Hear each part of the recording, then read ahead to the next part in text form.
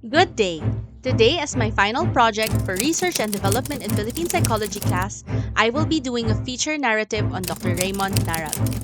As I was selecting which researcher, scientist, or psychologist intersects with my practice, it was instantly that I thought of Dr. Narag. His body of published research proposals and partnerships have continued to accumulate since 2005, since he graduated from Michigan State University from a Fulbright scholarship. Everything looks bright. However, his early life is worth telling. As a person with lived experience on being imprisoned, young Raymond at that time did not know that what was in store for him.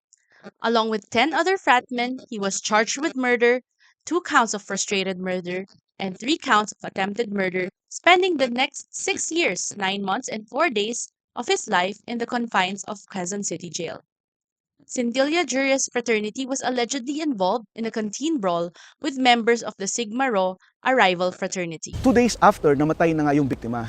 And his name was Dennis Venturina. So, nung namatay siya, syempre nag-iba na. Okay? At naging murder na. So yun, naging biktima ako nung false accusation na yun. Nung una, hindi ko pa alam yung implikasyon ng pagkakaso laban sa akin. Nung lumalabas na ako sa media noon, bilang number 1 or number 2 suspect palagi. Pero para sa akin, feeling ko, hindi totoo yan kasi wala naman talaga ako doon eh. So alam ko na ma-absolve ako. I have very innocent faith na talagang lalabas ako agad, makiklear yung pangalan ko. December 8 nangyari yon, and April 27, dapat magmamarcha na ako. In fact, graduate ako na cum laude. Unfortunately, April 24, dumating yung warrant of arrest. He was unfortunately unable to march with his batch for graduation and was brought immediately to Quezon City Jail to serve his sentence. This was when his life changed completely. I was fortunate to have squeezed in an interview despite his busy schedule.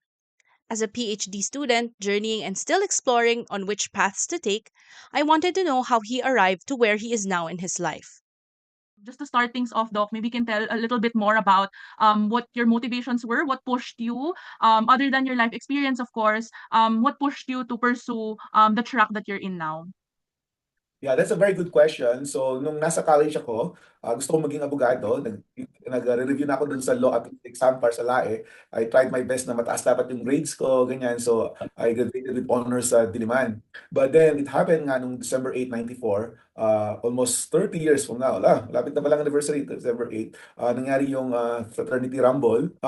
Habang nandun ako sa loob, I got exposed sa realities ng criminal justice system, sa bagal ng takbo ng kaso dahil matagal yung kaso ko, yung reasons ng postponement ng hearings, yung mga mekanismo ng police, ng prosecutors at ng judges. But more importantly, nung nasa jail ako, tinatanong ko yung mga kapwa ko inmates, bakit kayo nandito? Ano yung dahilan kung bakit kayo nakulong? Bakit kayo sumasali sa droga? Bakit sumasali kayo sa gang? Hindi ko lang na yung ginagawa ko pa nila na yun ay pakikipamuhay research, right? Yung patanong-tanong, kung pakikipamuhay, pag-o-observe. Though unexpected, Dr. Narag found a research lab within the confines of prison, and though unknowingly at the time, was his research method, pakikipamuhay. In community work, it's very important to immerse oneself in the communities and clients' realities. We worked a lot with community facilitators and service providers to understand them. We had to be one with them, their pains, struggles, and apprehensions. It's almost always uncomfortable, especially at the beginning. But to Dr. Narag, pakikipamuhay or pakikiisa sa kanilang buhay, being one in experience in life is key to opening more doors to human experience and community healing. A good researcher needs to be a good communicator, knowing what information to use and how to say it. Researchers can also be vessels to delivering key information, and here's what Dr. Narag has to say. So doon mo na-realize na kapag kinento mo ang buhay ng tao, ma-humanize yung mga actors yung mga PAW lawyers. Kasi tingin lang naman nila dyan, mga preso, nakakulong, right? Na i-defend nila. Pero pag nabasa na nila yung letter na ganito sila lumaki, ganito sila ang pinag-aralan nila, ganito ang trabaho nila, mayroon silang 2 anak na binubuhay. Kumbaga, nagkakaroon ng dahilan para ma-engage yung mga actors natin. Halimbawa, mayroon ako naalala nun, yung judge, dapat sentensya niya ng 6 years, sinenta niya na lang ng 4 years or 2 years, ganyan. Kasi humingi siya ng tawad, natuto na raw siya sa kanyang pagkakulong, and at the same time, naawa siya sa pamilya nung kanyang sesentensyahan. So, nung lumaya ako, ang dasal ko, Lord, palayain mo lang ako, lahat na nakita ko dito, ikukwento ko. Yun yung aking motivation na magsisilbi ako sa iyo sa laya. It takes one to have experienced drowning to know the feeling of drowning. People we have worked with in communities have lived experiences of stigma, threats to safety, hopelessness, and powerlessness themselves. As an Athenian, always singing the hymn Mary for You, it's only in community work that I've fully realized the meaning of down from the hill, down to the world go I. It is not without challenge, of course, that we all go through some personal ordeals while doing our work. We had to leave behind our families for weeks while at work, go to unfamiliar places, meet unfamiliar people, even risk our health and safety to serve the community. Dr. Narag also went through personal challenges while in jail. He had to leave behind his family and girlfriend, battle through personal mental health problems, while keeping his head high by holding on to protective factors to keep being resilient. Nung nakakulong ako, yung spiritual component very strong sa akin eh. Lalo na yung mga madre na tumulong sa akin, yung mga religious groups, yung mga student groups na kumbaga, nagbigay ng outreach, yun ang naging protective factor ko, ika nga sa loob ng kulungan. O hindi, nasali rin ako sa gang, nasali rin ako sa drug trade, nasali rin ako sa violence. Pero dahil mayroon akong konsepto na ngayon ko na-realize na parang myth-making sa aking buhay na Raymond, ikaw ay isang volunteer ng Mm. UP Ganun, na pansamantala ka lang dito, matagal ka lang na nag-stay dito. So yun ang iniisip ko noon na ako ay isang scholar ng bayan na nasa loob ng tulungan. Ano yung pwede kong gawin habang nandito ako, right? So ini-imagine ko ano yung ginagawa ni Jose Rizal nung sila'y nasa dapitan, right? So parang gano'n, alam ko wala, hindi naman ako Jose Rizal, pero kung mayroon akong sense sa buhay ko, ano yung pwede kong gawin ng maayos? In spite of his situation, there was a transformation as to how Dr. Narag perceived his life and purpose. He used his background as a scholar ng bayan, a student of law, and found ways on how he can utilize that in his current reality. As an Atenean, a PhD student, and a community worker, I'm oftentimes invited as a speaker, a voice to speak to different people from the grassroots, the service users, victims, patients, and work with their institutions, the government, and stakeholders as a bridge in relaying their concerns to influence change. I acknowledge the power and platforms that I hold to work with others in strengthening community that advocates for better mental health services in the country. That gave me the notion na dapat ako yung mag-research, pero dapat ako rin ay mag-advocate. Kasi hindi ka pwedeng research lang na hindi ka naman nag-advocate for change. Kasi useless still academic data. Yung makukuha mong kumbaga knowledge kapag hindi mo gagamitin at ibabangga sa powers that be na nakikinabang dun sa sistema mali na nakita mo. So, nung lumaya ako, gusto ko maging abogado pa rin, pero someone told me na, Raymond, ang dami ng magagaling na abogado. Kailangan natin ng systems wide na change, yung system thinking. So, doon ako naengganyo na mag-public ad. Two years ako na public ad.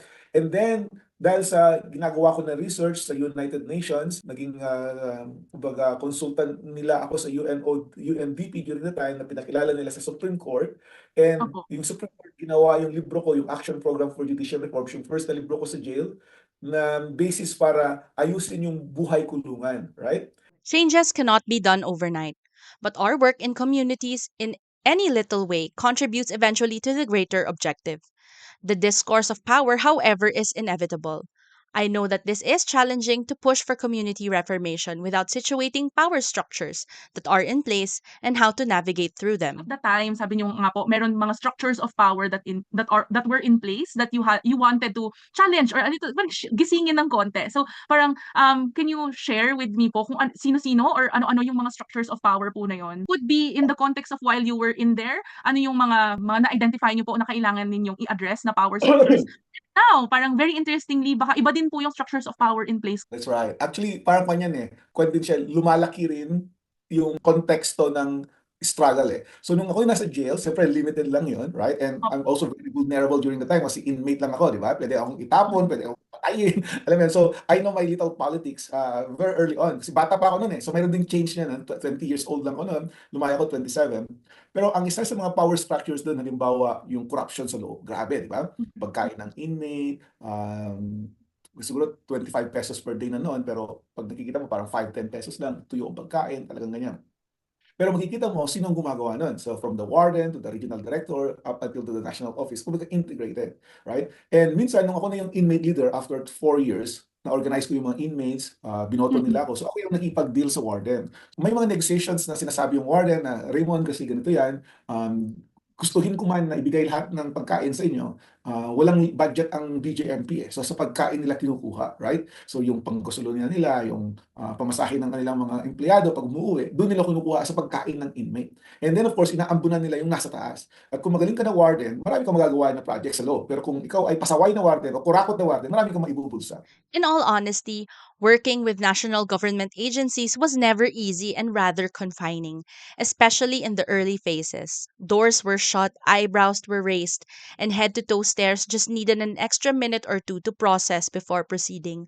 My credentials were questioned by being just a licensed psychometrician without any addiction specialization. I personally had to work hard and speed things up. I had to become a psychologist, and that pushed me to pursue and complete my postgrad degree to be able to hold my head up. Nagselda-selda ako. Kinakausap ko yung mga mayor, kinakausap ko yung mga gobernador, ganyan. Pinapaliwanag ko sa kanila. And in-organize ko yung community namin. Tulad ng pag-organize namin sa UP Diliman. So doon ako natuto. Dala-dala ko yung pagiging activist ako sa loob ng pulungan. In-organize ko yung mga inmates. Tapos nag-noise barrage kami. Papatalsikin namin yung mga warden na kurakot. Parang ganyan. So yun yung mekanismo. And nagawa ko yun kasi meron akong trust na na-build sa mga inmates, kapwa ko inmates, at hindi nila ako pababayaan kapag kukunin ako ng mga empleyado kasi united kami. At mayroon din ako mga kaibigan, mga empleyado na naniniwala sa ginagawa ko kasi pati rin naman sila, against din sila dun sa corruption na ginagawa ng mga empleyado na katulad nila, right? So, though structural ang problema, isituate mo siya sa individual choice and agency ng bawat empleyado. We also had to work with the right people, identify champions and fellow advocates who believed in the same vision that we did. We did not force ourselves in spaces that we were not welcomed. Instead, we stuck to those who believed, worked with them, practiced talking the same language, and seeing how their practices also intersect with ours. Even with uneven spaces that we started with, this was how we tried to share that space with them and work towards evening out our terrain in order to be seen and heard.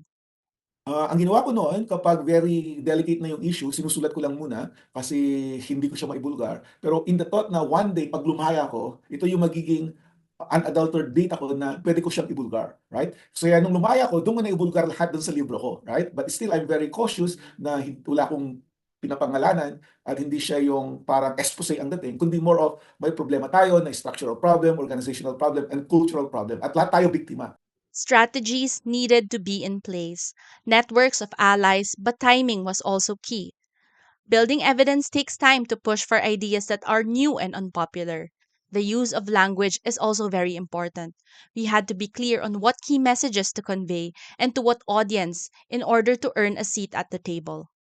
Tuwang-tuwa yung mga BGMP noon sa akin kasi feeling ng mga BGMP, I was still advocating for them. Advocating for bigger budget, for more personnel, for better facilities. Naging partners ko yung BGMP sa ngayon, right? Kasi alam nila from the very beginning, hindi ko sila tinitira lang. Kumaga, inaangat ko sila para alam din nila yung tama. So I could really speak to the regional director, national director, because they know my integrity. Alam na din nila na yung guidance ko is based on theory, based on evidence. So it's grounded. Community building also entails engaging all key players in society. Everyone is crucial to its success, and more importantly, adaptation and sustainability. Thing is that I get the best of both worlds eh. Filipino ako, alam ko yung kultura ng Filipino, padrino system, palakasan, alam mo yan, we grow up na, kumbaga, bawat kilos mo, kumbaga, nakikiraan ka, kinakailangan magpasintabi. Kapag nandyan na yung general, yung PO1, hindi na yan magsasalita. But then, ang na-realize ko is, sa Amerika, round holes dito, sa Philippines, square peg, right? Hindi mo pwedeng basta-basta i-translate at i-transplant eh. Kinakailangan, mayroon kang sensitivity sa cultural, political, social, administrative, economic realities ng bansa natin. In working with partners, we have to be mindful of their realities as well. It's not just a plug and play situation where we lift concepts out of books and research to apply. For programs to be embraced and work well, structural, organizational, and cultural frames must be understood and intersected. As a researcher, there are many things that we push for to ensure that all our efforts don't go to waste. It's a matter of highlighting the what's in it for me mentality for constituents for them to see value in what we do. Proper documentation, monitoring, and evaluation is often difficult to put in place, but as soon as partners see value on how data that we help produce can help them push for changes that they need, it's enough validation that we are getting our jobs You done. have to continually observe, continually monitor, and continually collect data, and continually evaluate. Kasi ibabalik mo yan sa theory mo. Kailangan matanggal mo yung excesses ng local system natin. Kasi admit it or not, may mali sa ginagawa natin. Kasi mugshot is a science but also an art. Pagdating na sa labas, nandyan yung kapulisan, nandyan yung court, nandyan yung prosecution. And yung problema sa kulungan, kumbaga tail end na lang. Unti-unti nag-expand din ako, right? So kung nakikita mo yung mga post ko, galit na sila sa akin, di ba? I have to just to be very careful and tell them that this is nothing personal, this is a societal issue that everybody should address. Mahalaga yung consistency ng efforts at saka yung singularity ng goal mo na ito lang naman ay para sa kabutihan ng bayan natin. Positionality, power, platforms are key to community advocacies. However, it is often overlooked that at the very core of it, policy and leadership are also very important. Working for and working with community psychology helped me see how we are all interconnected and co responsible in co creating our nation. Government cannot work without members contributing and working towards the same goal, towards something that is greater than themselves. Community is nation building, and in working together, I also learned to build a strong community around me, supportive of my growth and my missions. A very human and grounded feeling of liberation. Keep on pushing, right? No one can put a good person down, right? If you're a good researcher, keep on pushing your research. And then engage in multiple levels, right? From highest to the lowest, right? Engage. Huwag kang mahiya, right? Huwag kang pumipili ng audience. Kahit na sino, kahit na mayroong nag-invite sa'yo, go, go, go, go. Kasi you are planting seeds everywhere. Eventually, magbubunga ang mga yan. And then, titingnan mo yung role mo. Again, you are an advocate, you're a capacity builder, but also you're a kick-asser. You don't tolerate because it's wrong. Kumbaga, non-compromising ka dapat. And once you are already there, don't be consumed by the system, right? Kasi kapag ikaw researcher, magiging powerful ka rin, right? And then pag naging powerful ka na, you might be co-opted by them.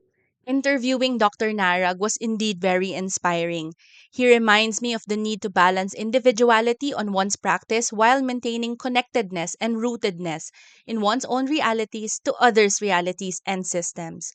The job itself can be very tiring, physically challenging, and emotionally and psychologically racking.